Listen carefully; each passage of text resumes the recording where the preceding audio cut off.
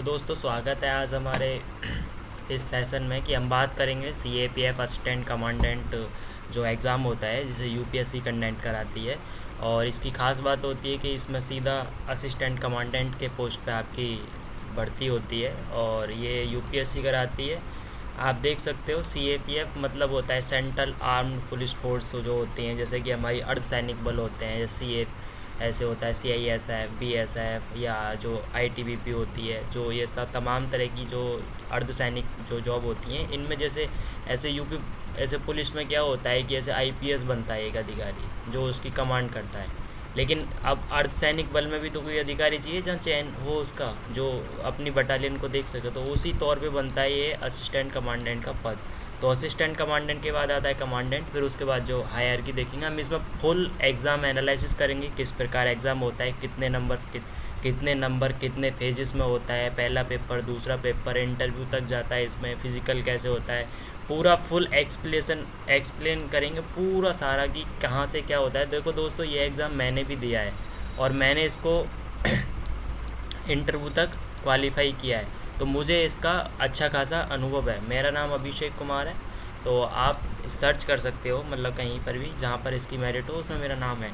तो मैं रह गया था, तो अब मैं सोच रहा हूँ कि आपको भी थोड़ा बहुत इसके बारे में बता दूँ। बहुत से बच्चे परेशान होते हैं जो बिगनर होते हैं, जो नए होते हैं, जो नया इस फील्ड में आते हैं, अभी भी तैयारी की होती है। तो कुछ लोग होते हैं जो SSC कंपटीशन की तैयारी करते हैं, वो भी देना चाहते हैं, तो वो भी दे सकते हैं। हम बात करेंगे पूरे एग्ज़ाम में, पूरे मतलब एनालिसिस में, पूरा एग्ज़ाम का पूरा एनालिसिस करेंगे, फुल एक्सप्लेन करेंगे, सारा कुछ हम देखेंगे इसमें। CAPF असिस्टेंट कमांडेंट मतलब central armed police force assistant commandant का जो पद है, इसके लिए इसका चयन होता है। और मैं अभिषेक के हरी। देखो दोस्तों, इसमें CAPF एग्ज़ाम का पूरा एनालिसिस होगा, सारी प्रॉब्लम्स आपकी सारी प्रॉब्लम्स का निवारण होगा। आप कहीं पर भी किस चीज़ को लेकर डाउट है या कोई प्रॉब्लम है या कुछ ऐसा लगता है कि आपको कि मेरे दिमाग में डाउट है, या पहले पेपर में कितना होता है, कट ऑफ कितने पे लगता है, कट ऑफ कितना जाता है, जॉब प्रोफाइल क्या होता है, जैसे कि कितने पैसे मिलते हैं जॉब के बाद, कैसे हायरार्की होती है, मतलब कैसे कैसे वो होता है ऊपर प्रमोशन होता है, एग्ज़ाम में क्या क्या आता है, किस सब्जेक्ट का ज़्यादा वेटेज होता है, हिस्ट्री कितना पढ़ना चाहिए, पॉलिटी कैसे होता है, सारा कुछ, करंट अफेयर का कितना वेटेज होता है, सारा एग्ज़ाम में जितना भी सब्जेक्ट है उनका वेटेज हुआ, और जो भी तमाम तरह की समस्याएं हैं आपकी, उन सब का हम इस सेशन में प्रॉब्लम्स का निवारण करेंगे, मतलब सॉल्यूशन ढूंढेंगे। तो दोस्तों आगे बढ़ते हैं। तो हम सबसे पहले करेंगे कि इसकी छोटी मोटी बेसिक डिटेल है, जैसे कि एग्ज़ाम का नाम होता है सेंट्रल आर्म्ड पुलिस फोर्स, ये आपको दिखा है, असिस्टेंट कमांडेंट होता है, AC जिसको शॉर्ट में बोलते हैं। इसे कंडक्ट कराती है UPSC, union public service commission, ठीक है। सिलेक्शन 3 राउंड में होता है, ठीक है, 3 राउंड में होता है। पहला होता है रिटन एग्ज़ाम, ठीक है, दूसरा होता है फिजिकल, और तीसरा होता है इंटरव्यू, और फिर आपको मिल जाती है वर्दी, ठीक है। पहला होता है रिटन एग्ज़ाम, सेकंड फिजिकल, और थर्ड इंटरव्यू या पर्सनैलिटी टेस्ट जिसको बोलते हैं, ठीक है। और रिटन एग्ज़ाम में देखो दोस्तों, पहला पेपर होता है और 2 पेपर होते हैं, ठीक है, पेपर 1 पेपर 2।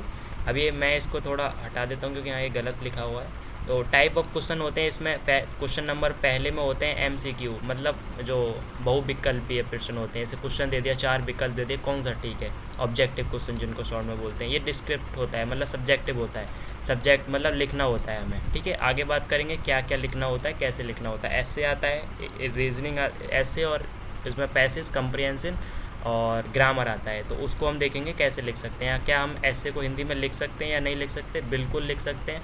आपको जब रजिस्ट्रेशन फॉर्म भरते हैं तो वहाँ एक ऑप्शन आता है कि आपको सेकंड पेपर किस भाषा में देना है, तो आप हिंदी इंग्लिश कोई भी चूज़ कर सकते हो, लेकिन जो इंग्लिश का पेपर है वो आपको इंग्लिश में देना होगा। वो उसमें कोई भी आपको रिलैक्सेशन नहीं मिलेगा कि आप चलो संस्कृति में दे दो इंग्लिश के पेपर, तो ये तो भाई तुकी नहीं बनती ना। तो आप ऐसे को हिंदी में लिख सकते हो, लगभग 3 ऐसे लिखने होते हैं, ठीक है।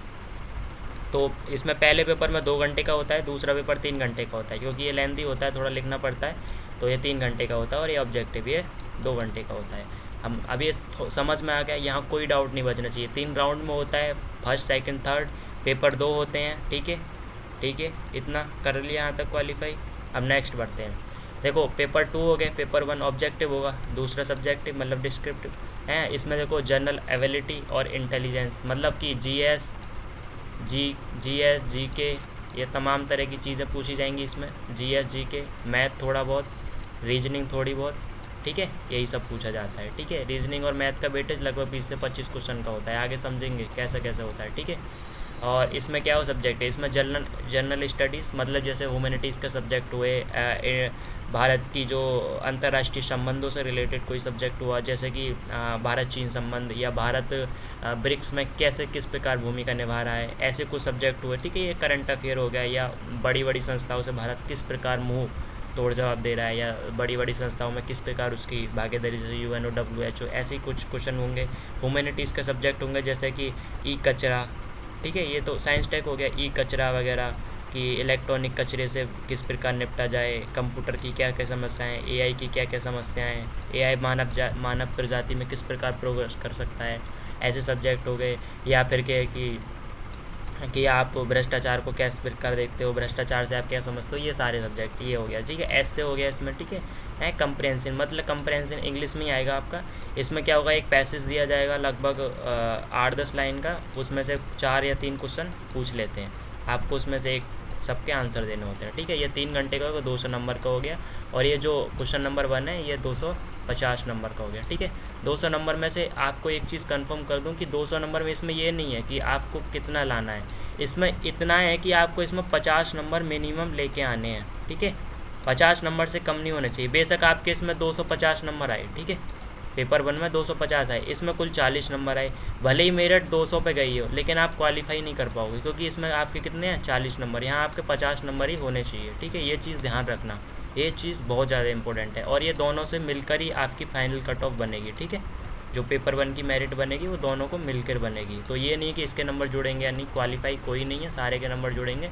ध्यान रखना है कि इसमें कितने 50 नंबर लेके ना, इसकी मेरिट लगती है। ठीक है, ऐसे 250 में 100 पे लग गई, 90 पे लग गई, ऐसे मेरिट लगती है। ठीक है, समझ गए यहाँ तक, आगे बढ़ते हैं दोस्तों। इत्मीनान से समझिए, चीज़ों को बहुत आसान होती हैं। ठीक है, आसान से समझते रहिए, कोई प्रॉब्लम नहीं है, सारा कुछ एकदम लिखा है। मैं सारा ये ऑफिशियल वेबसाइट का डाटा लेके हूँ, एक्सपेक्ट कर रहा हूँ, मतलब ये रिटन एग्ज़ाम जो होता है सारा कुछ है ना एकदम ऑफिशियल वेबसाइट से उठा के लेके आऊँ, कोई टेंशन वाली बात नहीं है, आराम से समझिए।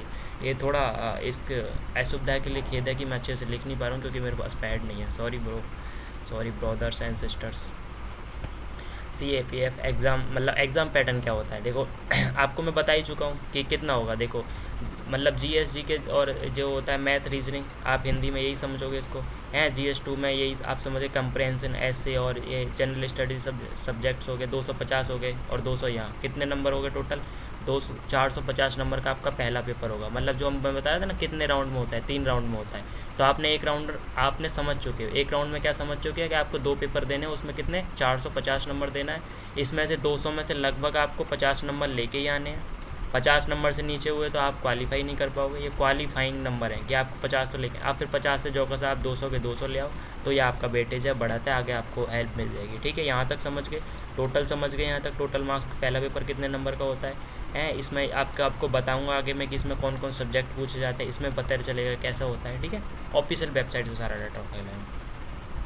तो आप पेपर 1 का समझ लीजिए कि पेपर 1 में क्या होता है। देखो जनरल मेंटल एबिलिटी जो होती है, इसमें क्या होता है, लॉजिकल रीजनिंग, आप नॉर्मली रीजनिंग पढ़ते हो, SSC GD वगैरह ये सब में, SSC वगैरह CGL में सब पढ़ते हो, UPSC में CSET में पढ़ते हो आप।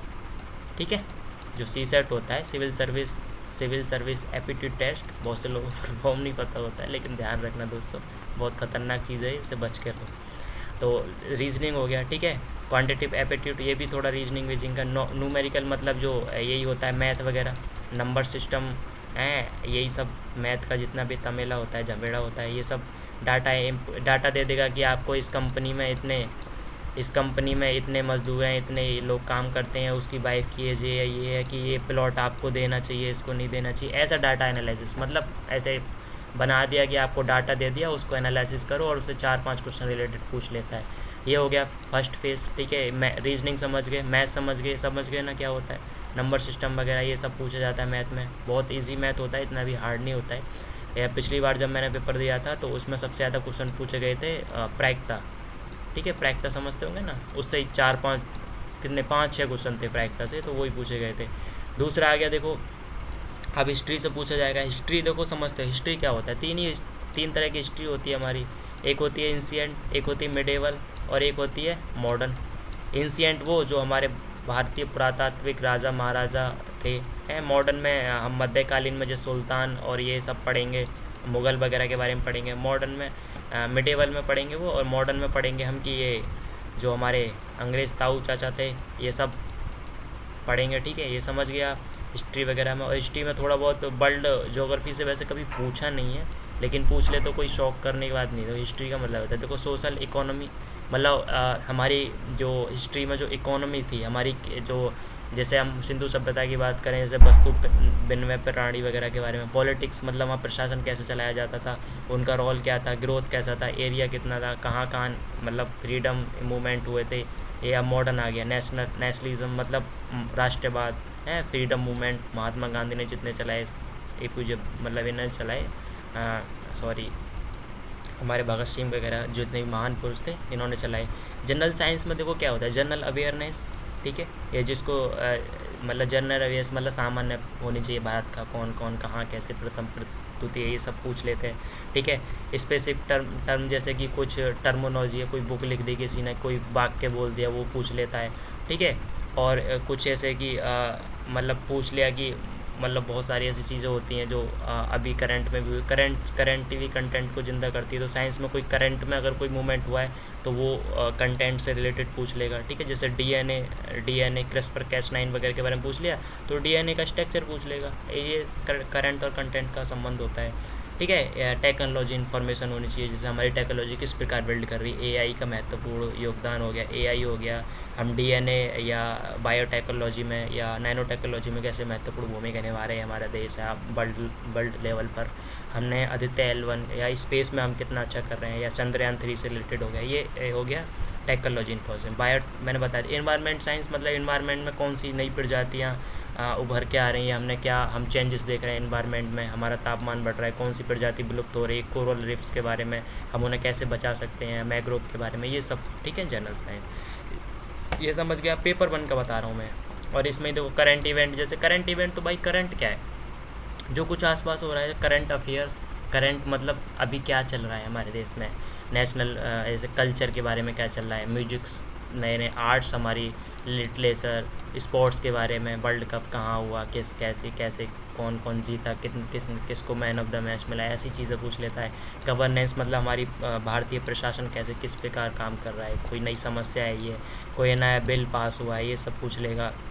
सोशल डेवलपमेंट इशूज़ हो गए हैं, इंडस्ट्री हो गई और बिजनेस हो गया हमारा, या ग्लोबल लेवल पे हमारा कुछ काम चल रहा है, नेशनल लेवल पे हमारा इंफ्रा डेवलप हो रहा है, GDP बढ़ रहा है, ये सब के बारे में है। Indian world geography. अब देखो वर्ल्ड में फिजिकल होता है, सोशल इकोनॉमी जैसे एग्रीकल्चर मिनरल्स, इन सब से उठाएगा ऊपर तक ले जाएगा, रिवर्स तक, माउंटेन तक, ये सब पूछ लेगा। मैं हमारी रिवर कौन सी कहाँ है, गंगा की सहायक नदी, गोदावरी की सहायक नदी, ये सब पूछता है। ठीक है, वर्ल्ड। और वर्ल्ड में क्या होता है, देखो ये तो इंडियन ज्योग्राफी की बात है। वर्ल्ड ज्योग्राफी में ये पूछ लेगा कि कौन सी झील सबसे गहरी है, कौन सी झील कहाँ पड़ती है, रेड सी में कौन सा सवाल पाया जाता है जिस प्रकार उसको रेड बोला जाता है। ऐसे क्वेश्चंस मैं बता रहा हूँ। ठीक है, मैं उम्मीद जता रहा हूँ कि ऐसे क्वेश्चन पूछ, मैं ये नहीं कह रहा कि यही सब सिलेबस है, मैं बस तुम्हें समझा रहा हूँ कि सिलेबस क्या है। लेवल हार्ड नहीं है, टॉपिक्स को बस समझना है। जैसे PCS लेवल होता है ना, वैसा कुछ लेवल होता है, ज़्यादा कुछ वो नहीं कि आपको तामझाम, ना ही तो ज़्यादा फैक्ट पूछता है, ना ही ज़्यादा कॉन्सेप्ट पूछता है। आपको मिडिल में रहना है, ना ही तो आपको ज़्यादा फैक्ट पता है तो आप खुश हो, ना ही आपको ज़्यादा डीप पता है तो भी आप खुश हो। एग्ज़ाम निकाल ले जाओगे, हाउ हुब्बड़ में पढ़ोगे, ना एग्ज़ाम निकलेगा ना ज़िंदगी, वहीं तमाम ये सब चीज़ों में मत पढ़ो। ठीक है, ये वर्ल्ड ज्योग्राफी आप समझ के, वर्ल्ड ज्योग्राफी में ही झील तालाब हैं, सरसों खेत वो सब देख लेना। इंडियन पॉलिटी और इकोनॉमी।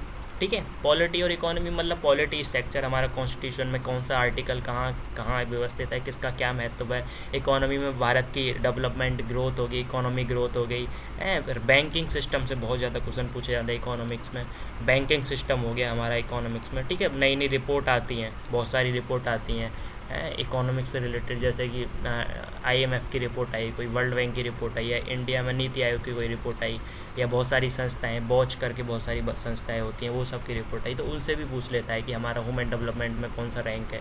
ये रैंक वगैरह भी पूछ लेता है। फिलहाल पिछले क्वेश्चन में पिछले ईयर नहीं पूछा था, लेकिन हाँ ऐसी आशंका जताई जा सकती है कि हाँ पूछ सकता है। तो ये पॉलिटी हो गया। पॉलिटी में क्या है आपको सारा ही पता है, कॉन्स्टिट्यूशन के बारे में।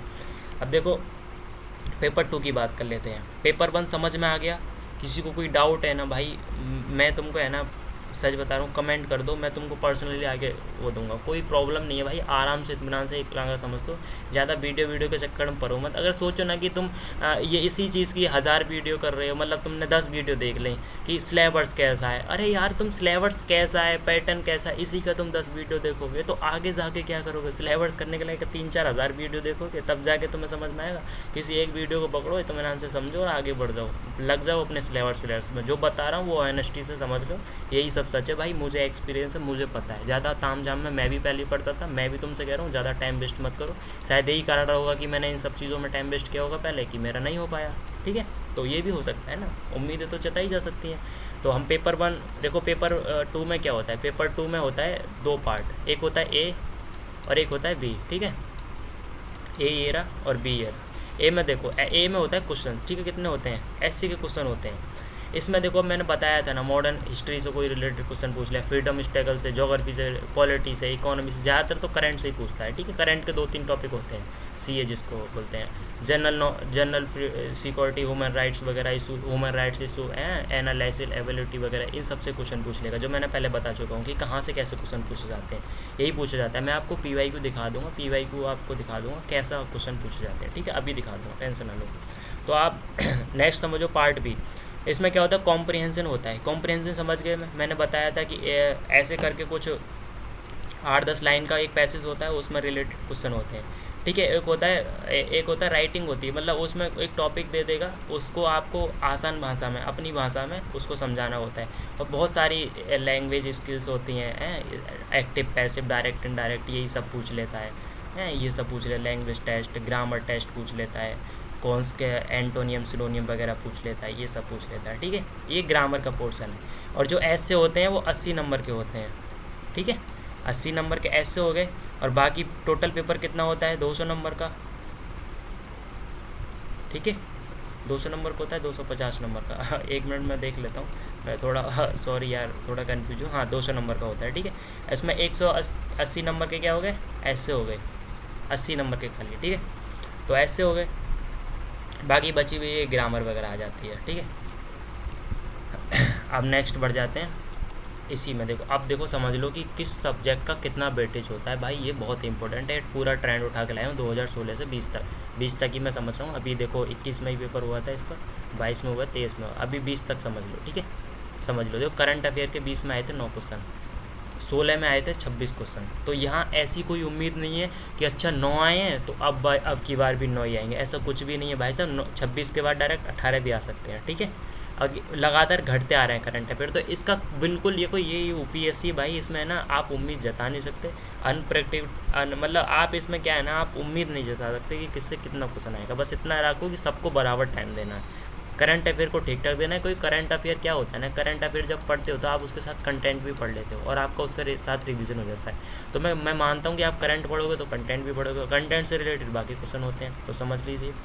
पिछली बार कितने आए थे? 2016 में 26 क्वेश्चन आए थे, अब 2020 में आए थे 9 क्वेश्चन, ठीक है। अब मान लो आर्ट एंड कल्चर जो होता है, 1 क्वेश्चन आया था, अब 3 आ गए।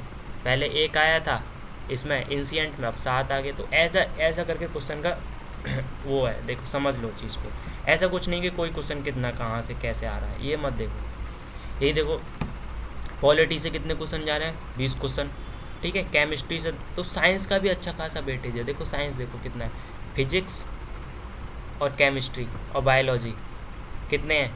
9 दूनी 18 और 10 कितने हो गए? 18 और 10 28 क्वेश्चन साइंस से पूछे गए हैं, ठीक है। 28 क्वेश्चन साइंस से पूछे जाते हैं, ठीक है। 28 क्वेश्चन मतलब साइंस का भी इसमें अच्छा खासा वेटेज। और साइंस में ऐसे क्वेश्चन कोई भी टीचर अगर तुमको करा रहा है ना कि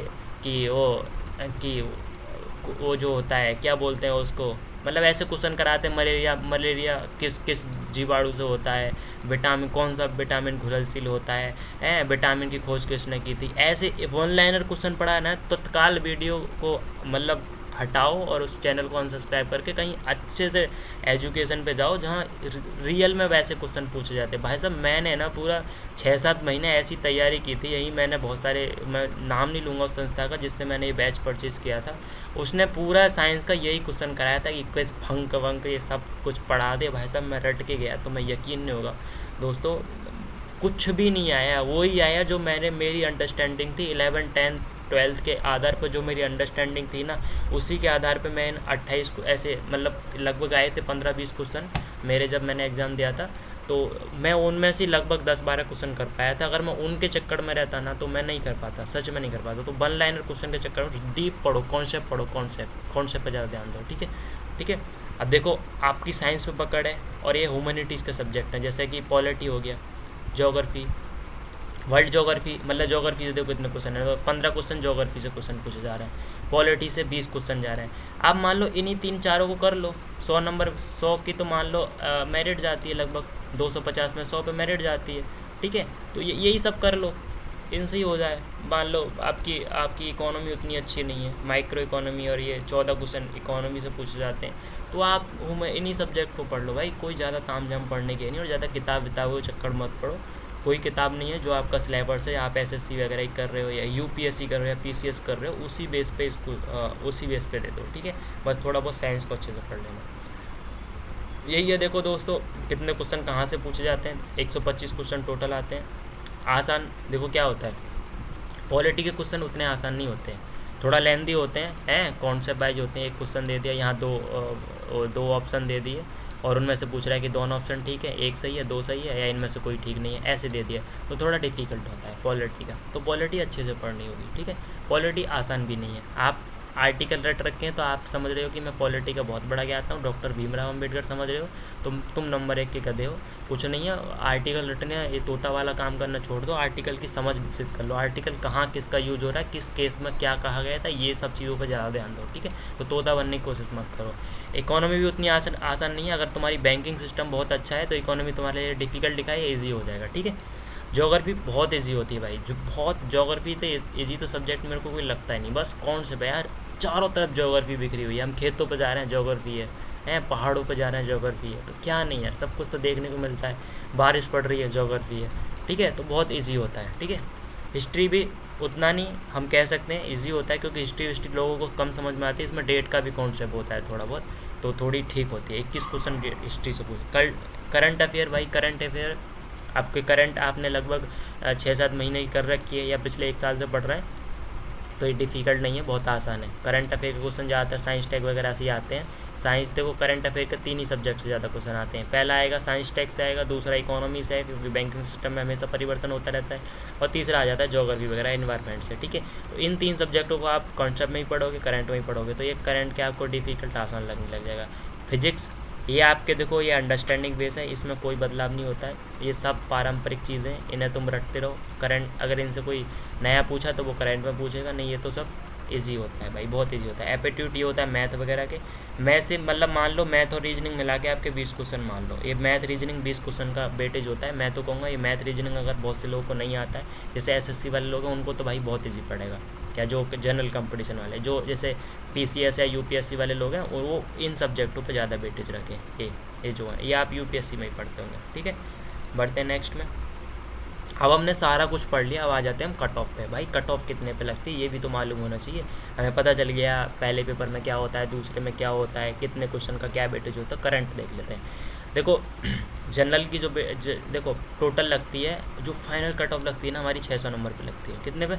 600 नंबर पे। ठीक है, और जो हमारी जो पहले पेपर की लगती है वो लगती है 250। ठीक है, प्लस 200। ठीक है, टोटल कितने हो गए? 450। अब बचे कितने? 150। 150 नंबर क्या होता है? इंटरव्यू। क्या होता है? इंटरव्यू। जो पर्सनैलिटी टेस्ट होता है वो होता है 150 नंबर का। ठीक है, तो हम मान लेते हैं, ठीक है, 150 नंबर का ये, और टोटल हो गया 250। ठीक है, पेपर 2 और पेपर 1। रिटन जो होता है एग्ज़ाम हमारा पेपर 2, और जो ऑब्जेक्टिव होता है पेपर 1। तो जनरल की जाती 117 पर गई थी लास्ट ईयर है, और जो मतलब टोटल जाती है, जो टोटल गई थी, टोटल मतलब दोनों पेपर को मिला के 450 में से हम बात करेंगे अब 450 में से। अब ये वाली छोड़ देंगे, पेपर 1 की है खाली। ठीक है, और उसमें तो पता ही है आपको 50 नंबर लेके आने पेपर 2 में, तो ये छोड़ दो। ये 450 में जनरल की गई थी 250 पे।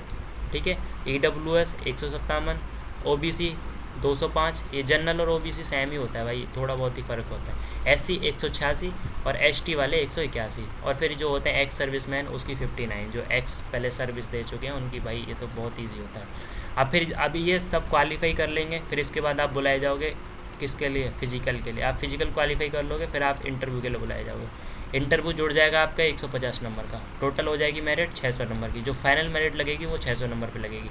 जो फाइनल मेरिट लगी थी लास्ट ईयर वो 325 नंबर पे जनरल वालों की, EWS 305 की, और OBC 319 की, और SC वालों की 257 की। ठीक है, ये होगी। और ये ST वालों की 293। ठीक है, फिर एक्स सर्विसमैन। तो ये होगी हमारी मेरिट। मेरिट ज़्यादा हार्ड नहीं भाई साहब, 50%, 51% पे मेरिट लगती है। इतने पे तो ग्रेजुएशन में भी अच्छे कॉलेज में एडमिशन नहीं मिलता है। ठीक है, तो यहाँ तो आप असिस्टेंट कमांडेंट बनोगे। तो समझ सकते हो भाई, इतनी कम मेरिट लग रही है मेरे भाइयों।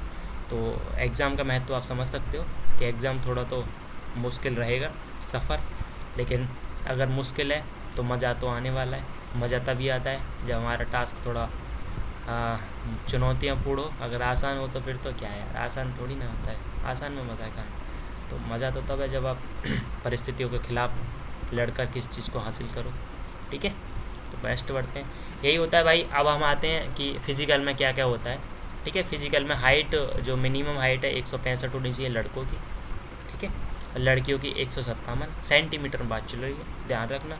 जो चेस्ट होती है वो लड़कों की 81 मीटर होनी चाहिए, और अगर 81 मीटर नॉर्मल होनी चाहिए, और एक्सपेंड करके 5 सेंटीमीटर का डिफरेंट होना चाहिए, ये ध्यान रखना है। गर्ल्स में ये मतलब अप्लाई नहीं होता है। वेट होना चाहिए लड़कों का 50 किलो मिनिमम, और लड़कियों का 86 किलो। इसमें भी एक कैटेगरी होती है, वो मैं तुम्हें आगे समझाऊंगा कि वेट किस आधार पर नापा जाता है हमारा। ठीक है, अब आ जाए कि आपको क्या होना है। 100 मीटर की रेस लगानी होगी 16 सेकंड में मेल्स के लिए, 18 सेकंड में लड़कियों के लिए। 800 मीटर की फ्री कर रेस लगानी होगी 3 मिनट 45 सेकंड में, 4 मिनट फीमेल्स के लिए, 4 मिनट 45 सेकंड, मतलब 1 मिनट का रिलैक्सेशन मिल जाता है। लॉन्ग जंप 3.5 मीटर, बहुत आसान है। ठीक है, लॉन्ग जंप जो होती है, जो 3 चांस मिलते हैं इसमें, और लड़कियों के लिए 3 मीटर। ठीक है, शॉर्ट अप जो होते हैं, शॉर्ट अप जैसे पुशअप वगैरह, जो 7 किलो का वेट उठा के जो भागते हैं 1.5 मीटर फिर भागना है, ऐसे करके भागते हैं। ठीक है, लड़कियों पे अप्लाई नहीं होता, वजन लेके भागते हैं, इसमें समझ जाओ। तो नेक्स्ट होता है कि इसमें टेस्ट होता है कैंडिडेट है, ये जो होता है 100 मीटर रेस, ही मैंने तुम्हें बता ही दिया अभी। नेक्स्ट बढ़ते हैं।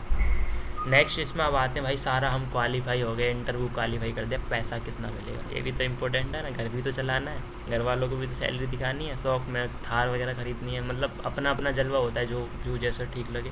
तो सैलरी कितनी मिलती है उसको देखो। बेसिक पे आपको 15,600 रुपये मिलेंगे। इसमें कुछ ग्रेड पे मिल जाएगा आपको 5,400 का, 26,250 का मिल जाएगा आपको। अलाउंस मिल जाता है DA जिसको बोलते हैं। इन हैंड मिलेगी आपको 44,135, ठीक है, रुपये। और टोटल मिल जाएगी आपको 51,000। ये भाई बेसिक है, आप जब ट्रेनिंग पर जाओगे तब मिलेगी आपको। जैसे ही आपने 2 महीने 3 महीने 4 महीने तक जॉब की ना, उसके बाद ये बढ़ती रहेगी, 5-5, 6-6 हज़ार के डिफरेंट में आपकी बढ़ती रहेगी, ऊपर तक जाएगी। तो मुझकी टेंशन ना लो, ये बेसिक पे होता है, ये आप चीज़ से समझ चुके हैं। अब प्रोफाइल में क्या होता है देखो, अब तुमने पैसा तुम भाई बढ़ता रहता है। ये बेसिक पे मैंने बता दिया इतना मिलता है, लेकिन बहुत ज़्यादा मिलता है, 1-2 लाख तक जाती है इसकी सैलरी, 2-2.5 लाख तक। इसमें देखो क्या होता है, आपको जो काम करना पड़ता है, प्रोफाइल कैसी होती है, काम क्या करना होता है। इंडिपेंडेंट, आपको इंटेलिजेंट नेटवर्क बनाना होगा। आप थोड़े मानसिक तौर पर सशक्त होंगे, लोगों से बातचीत करोगे, अपनी कमांड को वो करोगे, कमांड करोगे, आपकी जो बटालियन है उसको कमांड करोगे। ठीक है, आप क्या है इफ़ियस, मतलब आप थोड़ी सर्विस में थोड़ी अपनी पकड़ बनाओगे। एडमिनिस्ट्रेशन ऑफिसर हो गए आप किसी को भी आदेश दे सकते हो अपनी कमांड के। पर्सनल मैनेजमेंट होगा आपका, जो आपको असिस्टेंट मिलेगा काम करने के लिए, आपको सब कुछ मिलता है। ठीक है, ये सारी कुछ ऐसे होती हैं बहुत सारी चीज़ें होती हैं जिन्हें आप काम करते हो। फिर अलाउंस मिलते हैं आपको बहुत सारे। ठीक है, जो मैं बता रहा था ना, बहुत ज़्यादा सैलरी बढ़ जाती है तो अलाउंस मिलते हैं। ऐसे मनी रिलैक्स, ऐसे आपको मनी मतलब कुछ मिल जाएगा, हाउस रेंट मिलेगा आपको, स्पेशल ड्यूटी मिलेगी, मेडिकल अलाउंस मिलेगा, ट्रांसपोर्टेशन मिलेगा, इन हैंड सैलरी मिलेगी आपको। ठीक है, मतलब हैंडशिप मतलब हैंडशिप अलाउंस। ठीक है, बहुत सारे अलाउंस मिलते हैं, जोड़ के बहुत सारी आ जाती है आपकी सैलरी। ठीक है, यहाँ तक आप समझ गए होंगे। अब देखो क्या होता है कि आप असिस्टेंट कमांडेंट के पोस्ट पे आप लगोगे, ठीक है। फिर आपका जो होगा, जो बोलते हैं उसको पदोन्नति, या इंग्लिश में बोलते हैं उसको प्रमोशन। तो डेप्यूटी कमांडर बनोगे, कमांडेंट बनोगे, सीनियर कमांडेंट बनोगे, फिर डेप्यूटी इंस्पेक्टर जनरल बनोगे, डीआईजी बनोगे, फिर आईजी बनोगे, इंस्पेक्टर जनरल बनोगे, ठीक है। उसके बाद आपकी, अगर आप जिंदे रहते हो तो एडिशनल डायरेक्टर जनरल बनोगे। फिर उसके बाद डायरेक्टर जनरल हैं, और डायरेक्टर जनरल होता है भाई पूरा आईपीएस जितना होता है ना, जैसे हमारे जॉइंट सेक्रेटरी वगैरह होते हैं आईपीएस में, आईजी वगैरह, उनके लेवल पे पहुंच जाओगे इंडियन पुलिस सर्विस में, जो आईपीएस होते हैं, ठीक है। यहाँ तक आज समझ गए होंगे, उम्मीद है आप सारा कुछ समझ गए होंगे। ये वही है, वेट कितना होना चाहिए, कब क्या होना चाहिए, आप यहाँ तक बिल्कुल समझ गए होंगे दोस्तों। मैंने आपको सारा कुछ बताया है, एकदम इत्मीनान से, एकदम प्यार से सारा कुछ समझाया है। सिलेबस के बारे में कौन कहाँ क्या करना है, कैसे करना है, मैंने आपको सारा बता दिया। उम्मीद है आप ये समझ गए होंगे। आपको एक चीज़ दिखा देता हूँ, आपको मैं यूपीएससी का वो दिखा देता हूँ, जो नोटिफिकेशन होता है, ऐसे वाला पेपर दिखा देता हूँ और नोटिफिकेशन भी दिखा देता हूँ। ऐसे वाला पेपर आप थोड़े मतलब मैं आपको दिखा देता हूँ, यहाँ खुल रहा है, ये ऐसे वाला पेपर होता है, पेपर 2, ठीक है। तो ऐसे वाला पेपर देख लेते हैं। देखो पहला पेपर आता है, इसमें क्या होता है, 4 लिखने होते हैं, मैं 300 शब्दों में, ठीक है। प्रत्येक जो निबंध है ना, मैं 300 शब्दों में लिखना होता है, चार निकले होते हैं। देखो क्या होता है, देखो मैं वो ही बता रहा था, साइबर हमला एक नया प्रकार का युद्ध है, साइबर हमला, जो हमारे सॉफ्टवेयर पे हमला हो जाता है। नई देश व्यवस्था में भारत का उद्भव, जो हमारी नई व्यवस्था बन रही है, भारत का नेतृत्व किस प्रकार उभर रहा है, ये सब आज़ाद भारत में प्रवासियों का योगदान, शिक्षा व जागरूकता, ये ह्यूमैनिटीज से आगे रिलेटेड, प्रजातंत्र की सफलता, ठीक है। इलेक्ट्रॉनिक कचरा, मैंने आपको बताया था इलेक्ट्रॉनिक कचरा।